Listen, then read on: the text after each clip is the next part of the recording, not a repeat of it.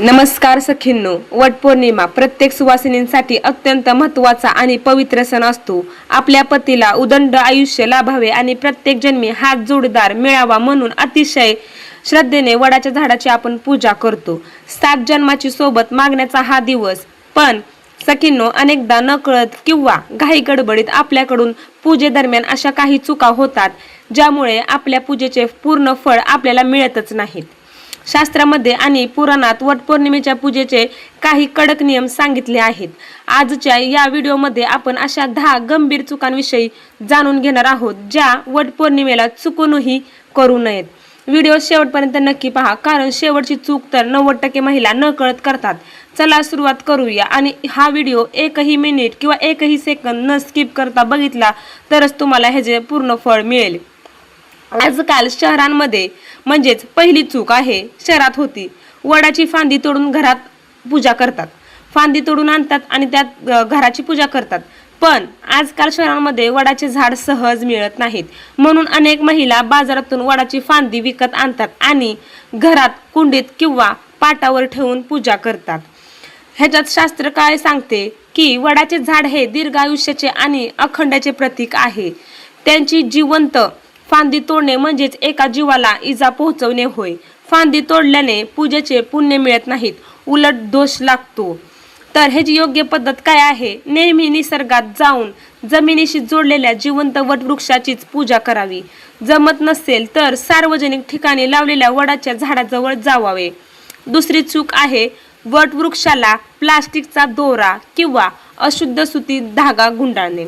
झाडाला फेऱ्या मारताना अनेक महिला बाजारात मिळणारे फॅन्सी दोरे किंवा प्लास्टिक मिश्रित धागे वापरतात, कारण की आजकाल फॅशनच सगळं जमते. शास्त्राचं काय कारण राहिलेच नाहीये. तर शास्त्र काय सांगतं?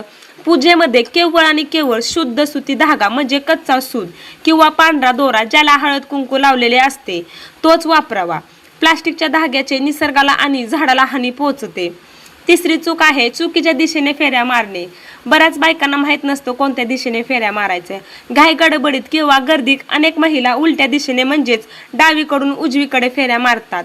शास्त्र काय सांगतं? हिंदू धर्मात परिक्रमा नेहमी उजवीकडून म्हणजेच डावीकडून म्हणजेच प्रदक्षिणा, उजवीकडून डावीकडेच प्रदक्षिणा घालाव्या. याच पद्धतीने घालावी. उलट्या फेऱ्या मारल्यास पूजेचे फळ सुफळ होत नाही. वडाला 7 प्रदक्षिणा घालताना मनात पतीच्या दीर्घायुष्याची प्रार्थना करावी. चौथी चूक काळ्या किंवा निळ्या रंगाचे कपडे आणि बांगड्या वापरणे. वटपौर्णिमा हा सौभाग्याचा सण आहे.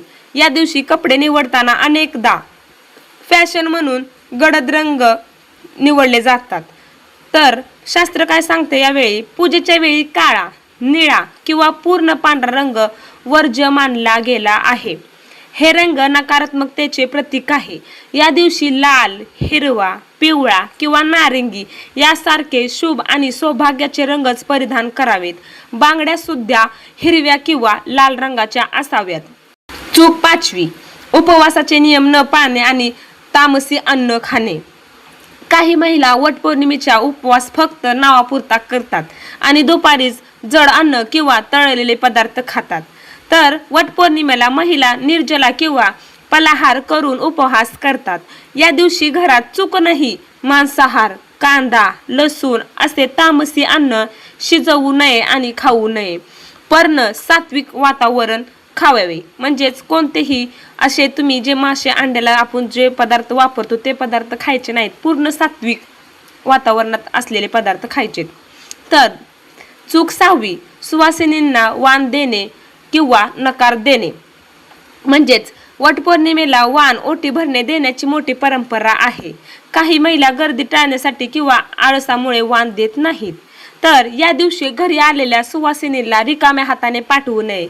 तिला हळद कुंकू लावून आंब्याचे किंवा फळांचे वाण नक्की द्यावे. सौभाग्याची देवाणघेवाण केल्याने स्वतःचे सौभाग्य वाढते अशी श्रद्धा आहे. चूक 7वी पूजेच्या साहित्यात प्लास्टिकचा वापर आणि कचरा करणे टाळा. झाडापाशी जाताना आपण प्लास्टिकच्या पिशव्या, प्लास्टिकचे दिवे किंवा प्लेट्स घेऊन जातो आणि पूजा झाल्यावर ते तिथंच टाकून येतो. वटवृक्षात ब्रह्मा, विष्णू आणि महेश यांचा वास असतो. देवाच्या चरणाशी कचरा करणे हे महापाप मानले गेले आहे. पूजा झाल्यावर तिथल्या दिव्यांचे तेल उरलेले अन्न किंवा कापूस तिथेच टाकू नका.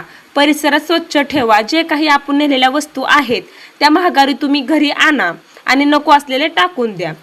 चूक आहे 8वी म्हणजेच मासिक पाळी दरम्यान स्वतः पूजा करणे. म्हणजेच अनेकदा सण महत्त्वाचा आहे म्हणून काही महिला मासिक पाळी लपवून किंवा 4 दिवस पूर्ण होण्याआधीच पूजा करतात. तर विटाळ असताना किंवा मानसिक पाळीचे सुरुवातीचे दिवस असताना थेट झाडाला स्पर्श करून पूजा करू नये. अशा वेळी तुम्ही मनाने प्रार्थना करू शकता किंवा घरातील इतर सुवासिनींकडून तुमच्या नावाने पूजा करून घेऊ शकता. चूक 9वी म्हणजेच पूजा करताना मनात राग, द्वेष किंवा जोडीदाराशी भांडण करणे टाळा. सणाच्या दिवशी सकाळी कामाच्या घाईमुळे किंवा उशीर झाल्यामुळे पती पत्नीमध्ये किंवा घरात वाद होत असतात. तर हा सण पती पत्नीच्या प्रेमाचा आणि आदराचा आहे. पूजेच्या वेळी मनात नकारात्मक विचार, राग किंवा पतीबद्दल चिडचिड असेल तर त्या पूजेला काही अर्थ नाही. मन प्रसन्न ठेवूनच पूजा करावी. शेवटची आणि महत्त्वाची चूक 10वी वट सावित्रीची कथा न ऐकणे किंवा न वाचणे सर्वात मोठी चूक आहे. तर बऱ्याच महिला फक्त झाडाला दोरा गुंडाळतात, फोटो काढतात आणि घरी येतात. त्या कथेचे श्रवण करत नाहीत. सावित्रीने यमराजाकडून सत्यवानाचे प्राण कसे परत आणले हे सांगणारी वट सावित्रीची कथा ऐकल्याशिवाय ही पूजा पूर्ण मानली जात नाही. कथेतील सावित्रीचे समर्पण आणि निष्ठा समजून घेणे हाच या सणाचा खरा आत्मा आहे. तर सखींनो, आपल्या ऋषीमुनींनी या पूजेच्या मागे केवळ धार्मिकच नाही तर वैज्ञानिक कारणही ठेवले आहेत. वडाचे झाड हे 24 तास ऑक्सिजन देणारे झाड आहे. उन्हाळ्याच्या दिवसात जेव्हा हवेत उष्णता असते तेव्हा वडाच्या झाडाखाली भरपूर थंड आणि शुद्ध हवा मिळते. जेव्हा महिला वडाच्या झाडाभोवती प्रदक्षिणा मारतात तेव्हा त्यांच्या शरीराला मोठ्या प्रमाणात शुद्ध ऑक्सिजन मिळतो. तो त्यांच्या आरोग्यासाठी, विशेषतः गर्भाशयांच्या आरोग्यासाठी अत्यंत फायदेशीर आहे. तर म्हणूनच निसर्गाचे रक्षण करणे हाच या सणाचा मुख्य उद्देश आहे. तर सखींनो, हा होता त्या 3 चुका ज्या आपल्याला वटपौर्णिमेच्या दिवशी टाळायच्या आहेत, अजिबात करायच्या नाहीत. आणि ही एकही चूक केली तर तुम्हाला खूप मोठे निष्पाप फळ मिळणार आहे. सण हा केवळ देखावा किंवा फॅशन नाही तर तो आपल्या संस्कृतीचा, प्रेमाचा आणि विश्वासाचा सोहळा आहे. या वटपौर्णिमेला वडाच्या झाडाची पूजा करताना निसर्गाचा आदर करा. आपल्या पतीच्या दीर्घ आयुष्यासोबतच त्याच्या उत्तम आरोग्याची प्रार्थना करा. आणि हो, एकमेकांबद्दल आदर हाच संसाराचा खरा धागा आहे. तो नेहमी घट्ट ठेवा. तुम्हाला आणि तुमच्या संपूर्ण परिवाराला वटपौर्णिमेच्या मनापासून खूप खूप शुभेच्छा. आजचा हा व्हिडिओ माहितीपूर्ण आहे. जर तुम्हाला आवडला असेल तर मला कमेंट करून नक्कीच सांगा. तुमच्या मैत्रिणीसोबत, नातलग महिलांसोबत हा व्हिडिओ शेअर करायला विसरू नका, जेणेकरून त्यांच्याकडूनही या चुका होणार नाहीत. व्हिडिओ आवडला असेल तर लाईक करा आणि आपल्या चॅनलला नक्की सबस्क्राईब करा. पुन्हा भेटूया अशाच एका नवीन आणि महत्त्वाच्या माहितीसह. तोपर्यंत नमस्कार. आनंदी राहा, सुरक्षित राहा.